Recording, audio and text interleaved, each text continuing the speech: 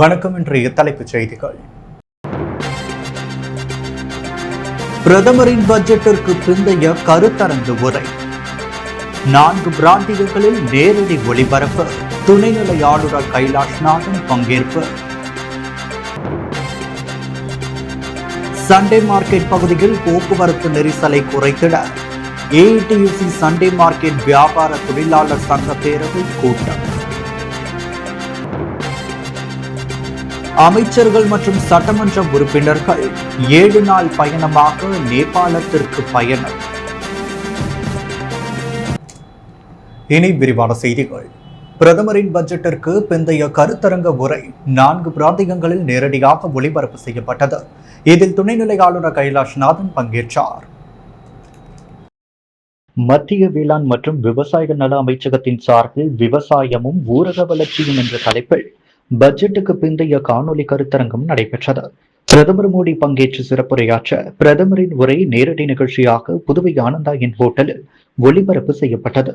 Governor Kailashnathan சிறப்பு விருந்தினராக கலந்து கொண்டார். பிரதமர் ஹிந்தி மொழியில் ஆற்றிய உரையை கவர்னரின் செயலர் மணிகண்டன் பார்வையாளர்களுக்கு தமிழில் விளக்கி கூறினார். கடந்த 10 ஆண்டுகளில் வேளாண் துறையில் ஏற்பட்டுள்ள வளர்ச்சி, 10 ஆண்டுகளுக்கு முன்பு 2 லட்சம் மெட்ரிக் டன்னாக இருந்த வேளாண் உற்பத்தி தற்பொழுது 4 லட்சம் மெட்ரிக் டன்னாக பெருகி இருப்பது குறித்து விளக்களிக்கப்பட்டது. மத்திய பட்ஜெட்டில் அறிவிக்கப்பட்டுள்ள புதிய வேளாண் மற்றும் மீன்வள மேம்பாட்டு திட்டங்கள் ஆகியவை குறித்து எடுத்துரைக்கப்பட்டது. சபாநாயகர் செல்வம், தலைமை செயலர் சரத் சவுகான், மீன்வளத்துறை இயக்குநர் முகமது இஸ்மாயில், இணை இயக்குநர் தெய்வசிகாமணி, அதிகாரிகள், மீனவ கிராம பஞ்சாயத்தாளர்கள் மற்றும் விசைப்படகு உரிமையாளர்கள், மீனவர்கள் கலந்து கொண்டனர். ஏஐடியூசி சண்டே மார்க்கெட் வியாபார தொழிலாளர் சங்க பேரவை கூட்டம் ஞாயிற்றுக்கிழமை நடைபெற்றது. இக்கூட்டத்திற்கு பாபு, கார்த்திகேயன், தயாளன் ஆகியோர் தலைமை வகிக்க பேரவை கூட்டத்தில் அபிஷேகம், தினேஷ் பொன்னையா, சேது செல்வம், அந்தோனி, துரை செல்வம் ஆகியோர் சிறப்புரையாற்றினர். கூட்டத்தில் துணைத் தலைவர்கள் இக்பால், டோடி, முகமது அலி, சங்கர், துணை செயலாளர்கள் சரவணன், சிலம்பரசன், நாகராஜ், பழனிவேல் மற்றும் அருள்ராஜ், கமிட்டி உறுப்பினர்கள் சுவாமிநாதன், ராஜசேகரன், ராஜதுரை, வேம்பன், ராமராஜன், தவமணி, நீலாவதி மற்றும் ஏழுமலை, மதுக் பாலகிருஷ்ணன், சகத்துல்லா, கோவிந்தன், வலையாபதி, செந்தில்குமார் மற்றும் செல்வம், முஜிப் ரஹ்மான், சிராஜ், ராம்ராஜ் உட்பட வியாபாரிகள் கலந்து கொண்டனர். கூட்டத்தில் சண்டே மார்க்கெட் பகுதியில் போக்குவரத்து நெரிசலை குறைத்திட நடவடிக்கை எடுக்க வேண்டும். புதுச்சேரி சண்டே மார்க்கெட்டில் சுமார் 800க்கும் மேற்பட்ட கடைகள் செயல்பட்டு வருகிறது. இக்கடைகளில் 3000த்திற்கும் அதிகமான தொழிலாளர்கள் பணிபுரிகின்றனர். இந்த தொழிலாளர்கள் குடும்பங்களின் வாழ்வாதாரத்தை பாதுகாக்கும் இடமாக சண்டே மார்க்கெட் விளங்குகிறது.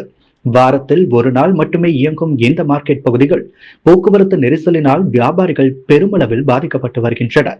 பொருட்கள் வாங்க வருகின்ற மக்களுக்கும் போக்குவரத்து நெரிசலினால் இடையூறு ஏற்பட்டு பொருட்கள் வாங்குவதற்கு சிரமப்படுகின்றனர். சண்டே மார்க்கெட் வியாபாரிகளுக்கும் பொதுமக்களுக்கும் போக்குவரத்து நெரிசலினால் ஏற்படும் பாதிப்புகளை தவிர்த்திட ஞாயிற்றுக்கிழமை 1 நாள் மட்டும் சண்டே மார்க்கெட் சாலைகள் 4 சக்கர வாகனங்கள் செல்லாத வகையில் பேரிகார்டுகள் அமைத்து போக்குவரத்து நெரிசலை கட்டுப்படுத்திடவும், கூட்ட நெரிசலை பயன்படுத்தி நடைபெறும் குற்றங்களை தடுத்திட கண்காணிப்பு கேமராக்கள் அமைத்திடவும், சமூக விரோதிகளால் சண்டே மார்க்கெட் வியாபாரிகளுக்கு ஏற்படும் இடையூறுகளை தடுத்திட காவல்துறையினர் தொடர்ந்து ரோந்து பணிகளை மேற்கொள்ள வேண்டும் என தீர்மானம் நிறைவேற்றப்பட்டது. புதுவையிலிருந்து 7 நாள் பயணமாக நேபாளத்திற்கு புதுவை பேரவைத் தலைவர், 2 அமைச்சர்கள் மற்றும் 19 சட்டமன்ற உறுப்பினர்கள் புறப்பட்டு சென்றனர்.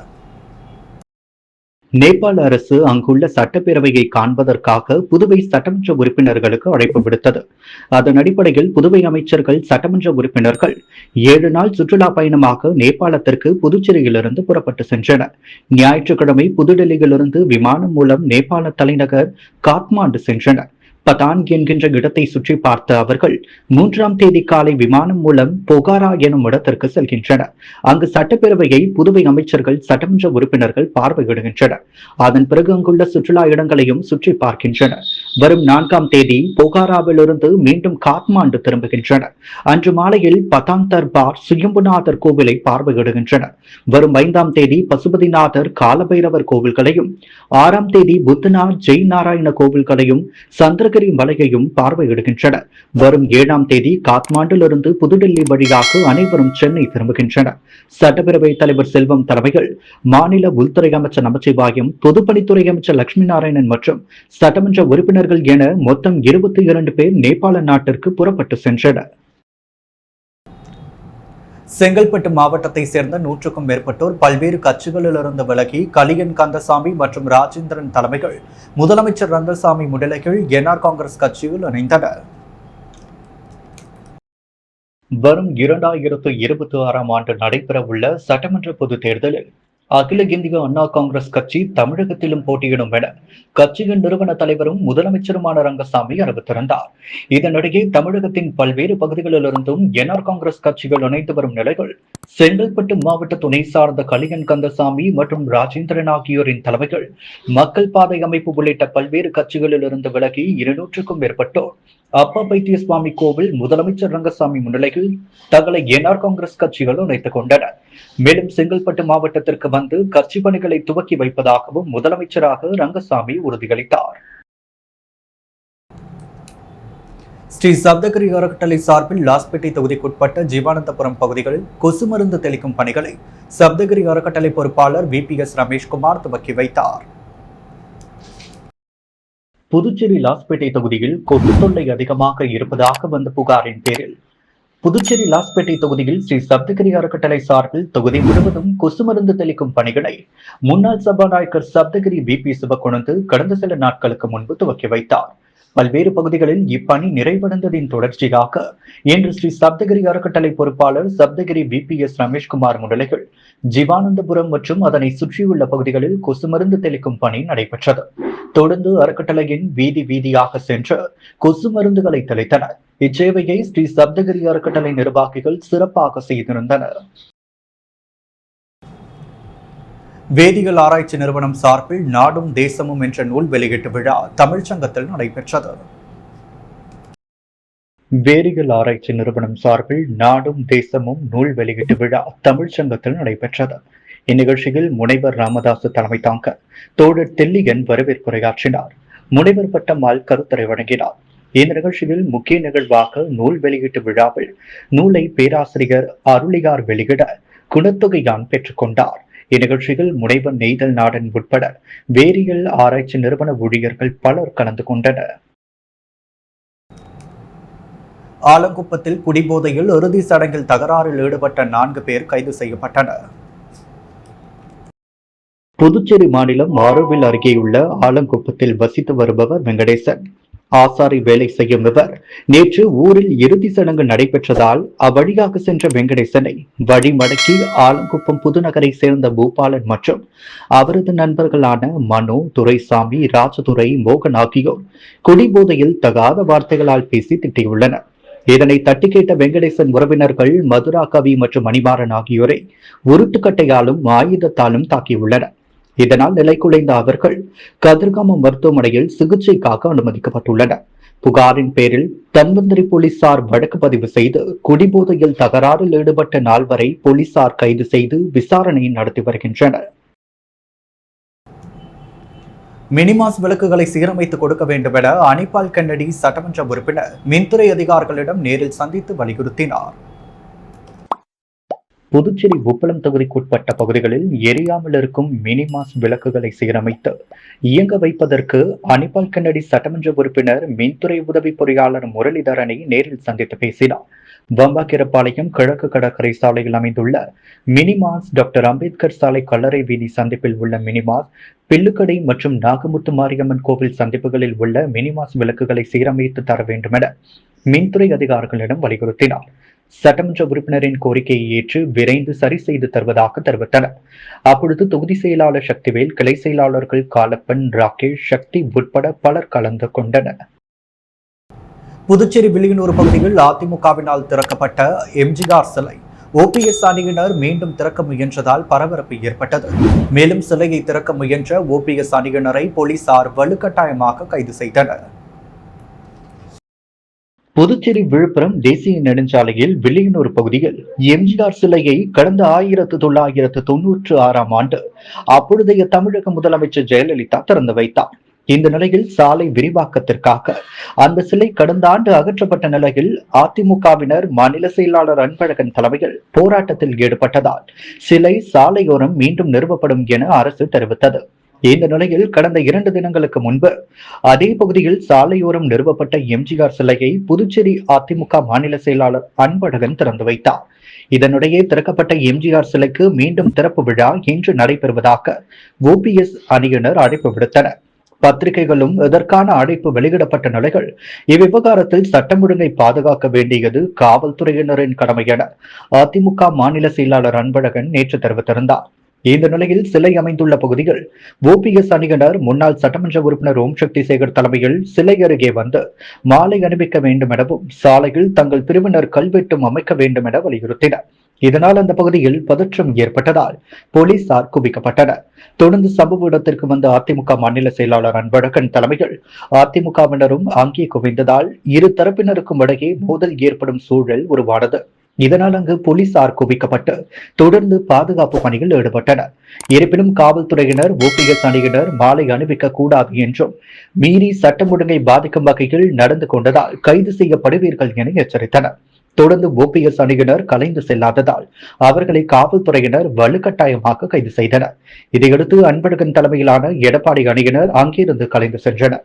அதிமுகவினர் மற்றும் ஓபிஎஸ் அணியினர் இடையேயான மோதல் போக்கு காரணமாக வில்லியனூர் புறவழிச்சாலையில் பரபரப்பு ஏற்பட்டது.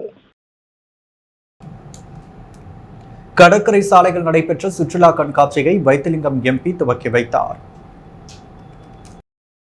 புதுவை கடற்கரை காந்தி திடலில் தி டூரிசம் செல்டர் நிறுவனம் சார்பில் 5ஆம் ஆண்டு புதுச்சேரி டிராவல் மார்ட் 2025 சுற்றுலா கண்காட்சி துவங்கியது. சிறப்பு விருந்தினராக வைத்திலிங்கம் எம்பி கலந்து கொண்டு ரிப்பன் வெட்டி கண்காட்சியை துவக்கி வைத்தார். நிகழ்ச்சிக்கு தி டூரிசம் செல்டர் நிறுவன தலைமை செயல் அதிகாரி சவுடா சஹா தலைமை தாங்க கண்காட்சியில் புதுச்சேரி, மேகாலயா, திரிபுரா, கேரளா, மத்திய பிரதேசம், ஜார்க்கண்ட் ஆகிய மாநிலங்களைச் சேர்ந்த சுற்றுலாத்துறை சார்பில் அரங்குகள் அமைக்கப்பட்டிருந்தது. அதில் அந்தந்த மாநிலங்களில் உள்ள பிரசித்தி பெற்ற சுற்றுலா தலங்கள் குறித்து பிரதிநிதிகள் பொதுமக்களுக்கு எடுத்துரைத்தனர். மேலும் அந்த மாநிலங்களில் உள்ள கைவினைப் பொருட்களும் கண்காட்சி மற்றும் விற்பனைக்கு வைக்கப்பட்டிருந்தது. இந்த கண்காட்சியை பொதுமக்கள், சுற்றுலா பயணிகள் பார்வையிட்டனர். தொடர்ந்து பல்வேறு கலை நிகழ்ச்சிகளும் நடைபெற்றது. இக்கண்காட்சி நாளை திங்கட்கிழமை வரை நடைபெறுகிறது. இதற்கான அனுமதி இலவசம் என்று தெரிவிக்கப்பட்டுள்ளது. புதுச்சேரி உடையார் தோட்டத்தில் உள்ள ஏழைமுத்து மாரியம்மன் ஆலய அஷ்டபந்தன மகா கும்பாபிஷேக விழா இன்று வெகுமதியாக நடைபெற்றது. புதுச்சேரி மாநில முதலியார்பேட்டை கொம்யூன் உடையார் தோட்டத்தில் எழுந்தருளியுள்ள ஸ்ரீ பாலகணபதி, ஸ்ரீ பாலமுருகன், ஸ்ரீ தட்சிணாமூர்த்தி, சிவவிஷ்ணு, ஸ்ரீ ஆஞ்சநேயர், ஸ்ரீ ஐயப்பன், ஸ்ரீ துர்க்கை, ஸ்ரீ கால பைரவர் மற்றும் ஸ்ரீ மதுரை வீரன் நவகிரகங்களோடு எழுந்தருளி இருக்கும் ஏழைமுத்து மாரியம்மன் ஆலய புனராவர்த்தன ஜீனோர்த்தன அஷ்டபந்தன மகா கும்பாபிஷேக விழா நடைபெற்றது. இதையொட்டி கடந்த வெள்ளிக்கிழமை கோபூஜை, கணபதி ஹோமம் நடைபெற்றது. அதைத் தொடர்ந்து முதல் யாக சாலை பூஜை, 2ஆம் கால யாக சூல பூஜை நடைபெற்றது. இன்று கடன் புறப்பாடு நடைபெற்று ஏழைமுத்து மாரியம்மன் கோபுர மகா கும்பாபிஷேகம் மற்றும் பரிவார மூர்த்திகளுக்கு மகா கும்பாபிஷேகமும் மூலவருக்கு மகா கும்பாபிஷேகம் நடைபெற்றது. அதைத் தொடர்ந்து மகா தீபார்த்தனை காட்டப்பட்டு பிரசாதம் வழங்கப்பட்டது. இதில் திரளான பக்தர்கள் கலந்து கொண்டு சுவாமியை வழிபட்டனர். இதற்கான ஏற்பாடுகளை புதுச்சேரி முதலியார்பேட்டை உடையார் தோட்டம் நகரவாசிகள் மற்றும் ஊர் பொதுமக்கள் சிறப்பாக செய்திருந்தனர். புதுச்சேரி அழகுக்கலை ஒப்பனை மற்றும் சிகை அலங்கார கலைஞர்கள் நலசங்கம் சார்பில் மகளிர் தினத்தையொட்டி பல்வேறு போட்டிகள் நடைபெற்றது.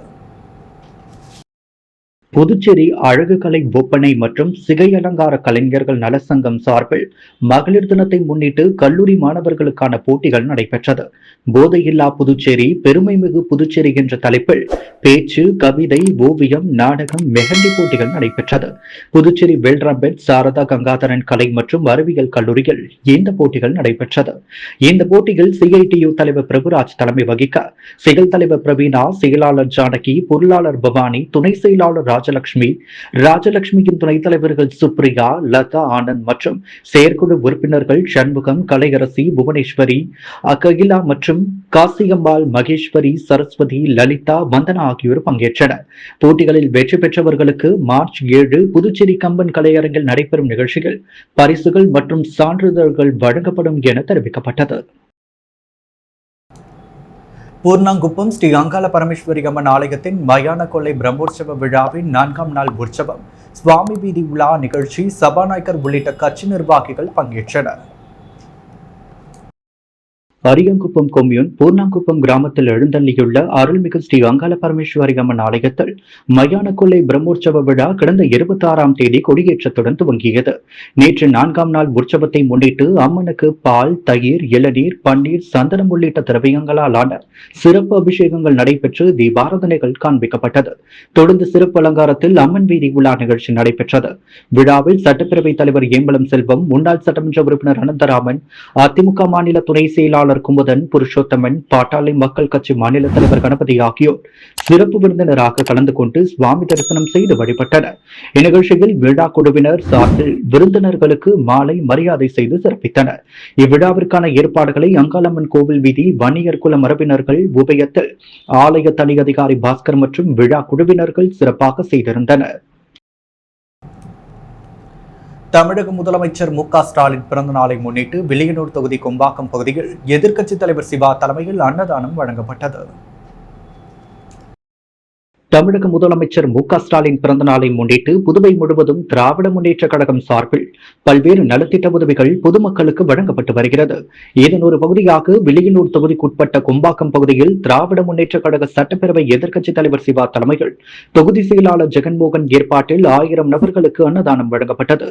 இந்த நிகழ்ச்சியில் திமுக பொதுக்குழு உறுப்பினர்கள் ராமசாமி, செல்வநாதன், தர்மராஜ் மற்றும் நிர்வாகிகள் ஐயனார், சீராளன், நிஜந்தன், ஜெயச்சந்திரன், சபரியங்காளன், கிருஷ்ணமூர்த்தி மற்றும் சுப்பிரமணி, வேலு, ஜெயபால், கந்தசாமி, பரமசிவம், தேசிகன், சுரேஷ், ரமேஷ், ஜெயபாலன் மற்றும் குமார், முருகையன், செல்வராஜ், சுரேஷ் சௌத்ரி, செல்வேந்திரன் மற்றும் ராஜேஷ், கோந்தண்டராமன் உள்ளிட்ட ஏராளமான கட்சி நிர்வாகிகள் பலர் இந்த நிகழ்ச்சியில் கலந்து கொண்டு சிறப்பித்தனர்.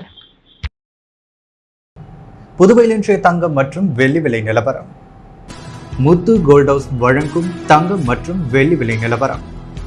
தங்கம் 1 கிராம் 7,935 ரூபாய். வெள்ளி 1 கிராம் 102 ரூபாய். மீண்டும் இன்றைய முக்கிய செய்திகள். பிரதமரின் பட்ஜெட்டிற்கு பிந்தைய கருத்தரங்கு உரை. 4 பிராந்தியங்களில் நேரடி ஒளிபரப்பு. துணைநிலை ஆளுநர் கைலாஷ்நாதன் பங்கேற்பு. சண்டே மார்க்கெட் பகுதியில் போக்குவரத்து நெரிசலை குறைத்திட ஏஐடியூசி சண்டே மார்க்கெட் வியாபார தொழிலாளர் சங்க பேரவை கூட்டம்.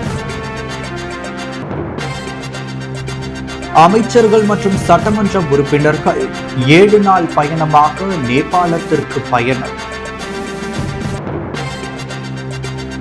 புதுச்சேரி வில்லியனூர் பகுதியில் அதிமுகவினரால் திறக்கப்பட்ட எம்ஜிஆர் சிலை ஓபிஎஸ் அணியினர் மீண்டும் திறக்க முயற்சி. போலீசார் வலுக்கட்டாய கைது. கடற்கரை சாலையில் நடைபெற்ற சுற்றுலா கண்காட்சி. வைத்திலிங்கம் எம்பி துவக்கி வைப்பு. இத்துடன் எஸ் மீடியாவின் செய்திகள் நிறைவடைகின்றன. வணக்கம்.